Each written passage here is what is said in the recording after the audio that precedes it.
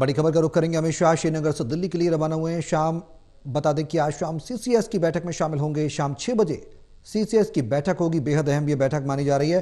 जिस तरह से कल पहलगाम में हमला हुआ और उसके बाद सीधे गृहमंत्री अमित शाह पहलगाम की रवाना हुए। आईबी चीफ और गृह सचिव उनके साथ मौजूद थे। जम्मू कश्मीर के मुख्यमंत्री उमर अब्दुल्ला के साथ उन्होंने बैठक की, पूरी ब्रीफिंग ली।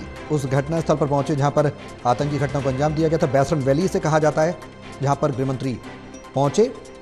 दरअसल अमरनाथ यात्रा से बैसरन वैली का जो डिस्टेंस है वो रास्ता वहीं से होकर जाता है और बैसरन वैली में घटना हुई है जो बेहद ही खूबसूरत है, प्राकृतिक है। पर्यटक अक्सर यहां पर आते हैं और इस बार आतंकियों ने इस बात की पूरी तरह से तैयारी कर रखी थी कि पर्यटक हैं, पूरी रेकी कर रखी थी और प्लान तरीके से इस घटना को अंजाम दिया। इस बात से इनकार नहीं किया जा सकता। कोटा टीवी के एस्टेट एडिटर प्रदीप कुमार हमारे साथ हैं फोन लाइन पर। ज्यादा जानकारी के लिए सीधे उनका रुख करेंगे। प्रदीप जी, अमित शाह दिल्ली के लिए रवाना हुए हैं।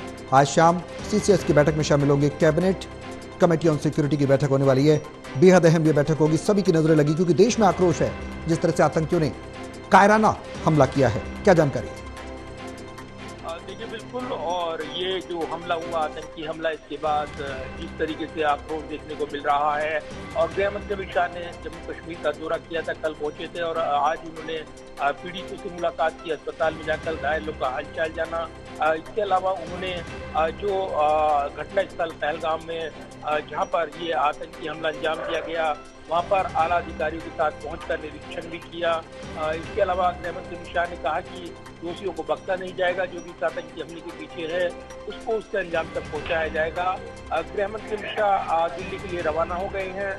देर शाम दिल्ली में प्रधानमंत्री आवास पर एक बैठक होगी, उच्च स्तरीय बैठक, यानी केंद्रीय कैबिनेट और सुरक्षा कमेटी की जो बैठक है वो होनी है और इसमें सीसीएस की बैठक में आगे के कोर्स ऑफ एक्शन को लेकर मोहर लग सकती है। यानी क्या एक्शन लिया जाना है, कैसे अब कार्रवाई करनी है, आतंक को नेस्तनाबूद करना है, ये तमाम ऐसे पहलू हैं जो इस बैठक के एजेंडे से जुड़े रहेंगे। इस बीच जो यहाँ पर हलचल बढ़ी हुई है उसमें ये भी जानकारी मिल रही है कि ये जो खास तौर से आतंकवादी हमला हुआ है और इसमें जिस तरीके से जो पहचान ये सुनिश्चित की जा रही है कि कौन इसके पीछे है और जो जिम्मेदारी ली गई है लश्कर के विंग की ओर से, वो आतंकी ग्रुप, खासतौर से सीमा पार आतंकवाद का जो जिक्र हुआ है, इस पर अब सीधे सीधे पाकिस्तान कटघरे में खड़ा होता नजर आ रहा है और ये वजह कि मजबूत डोजियर तैयार होगा, साथ ही इसका माकूल जवाब दिया जाएगा। कैसे जवाब दिया जाएगा, ये तमाम ऐसे सवाल हैं जो कि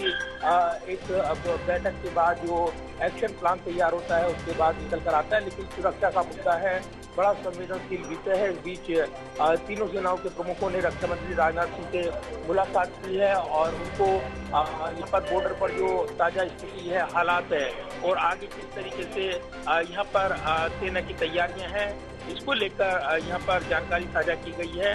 प्रधानमंत्री मोदी आज सऊदी अरब से लौटे और एयरपोर्ट पर ही महत्वपूर्ण बैठक उनकी विदेश मंत्री एस जयशंकर के साथ हुई। साथ ही जो एनएस से अजीत डोभाल है वो भी इस बैठक में मौजूद रहे। पूरी ब्रीफिंग दी गई प्रधानमंत्री को और उसके बाद ये हलचल बढ़ी हुई नजर आ रही है। तो कहीं ना कहीं पहलगाम आतंकी हमले के बाद जिस तरीके से इसका माकूल जवाब देने की रणनीति तैयार हो रही है, अब निश्चित तौर पर वो मुकाम तक पहुंचती नजर आएगी, ऐसा नजर आ रहा है। इस बीच विपक्षी पार्टी जो कांग्रेस की ओर से सर्वदलीय बैठक की भी मांग की गई है, तो इस पर भी सरकार को जल्द ही निर्णय लेना है। देखना होगा कि अब सरकार आगे कैसे विपक्ष को भरोसे मिलेगी, क्योंकि विपक्ष एकजुट नजर आ रहा है। इस बीच रॉबर्ट वाड्रा का एक बयान आया है जिसमें उन्होंने ये बयान दिया है कि जो कहीं न कहीं विवाद पैदा करता है, लिहाजा इसको लेकर भी वाद पलटवार राजनीतिक तौर पर देखने को मिल रहे हैं। हाँ बिल्कुल। अब आगे किस तरीके की रणनीति सरकार की होगी, क्योंकि संवेदनशीलता सरकार की हमेशा से जम्मू कश्मीर के फ्रंट पर रही है। सुरक्षा को लेकर केंद्र सरकार लगातार सतर्क रही है। अब यूटी बनने के बाद बड़ी जिम्मेदारियां होंगी और जिस तरह से घटना हुई है, बीजेपी पर कार्रवाई का दबाव भी है, तो वहीं विपक्ष को जवाब देने का भी पूरा दबाव सरकार के ऊपर है। बैठक में क्या कुछ निकलकर सामने आएगा, नजर आप बनाए रहे। अपडेट आपसे लेते रहेंगे। बहुत शुक्रिया तमाम जानकारी के लिए।